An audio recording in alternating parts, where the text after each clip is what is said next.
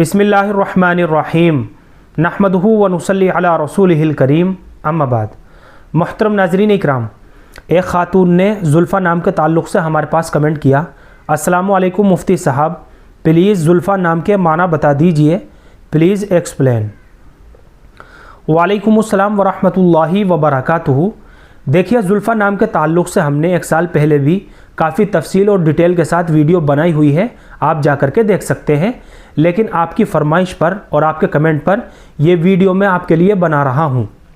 जुल्फ़ा ज़ा के तलफ़ुज़ के साथ, जो ज़ा सख्ती के साथ निकलता है, सबसे पहले ज़ा है, ज़ा के ऊपर पेश है, उसके बाद लाम है, उसके बाद फ़ा है और आखिर में छोटा हा है, हा साकिन जुल्फ़ा, ये इसका सही तलफ़ुज़ है।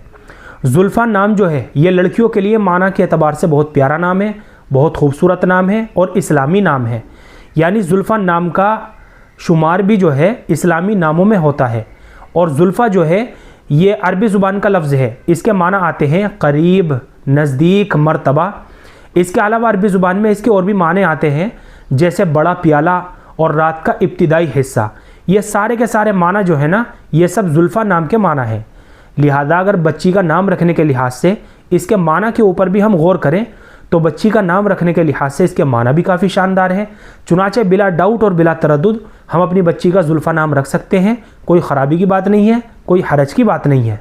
इसके अलावा ये लफ्ज़ जो है जुल्फ़ा जो लफ्ज़ है ये किसी के करीब होने या किसी के साथ ताल्लुक़ रखने के माना के अंदर भी इस्तेमाल होता है। बाहर कैफ तो ये मुख्तसर सी मालूमात थी जो मैंने आप तक जुल्फ़ा नाम के ताल्लुक़ से पहुँचाई है।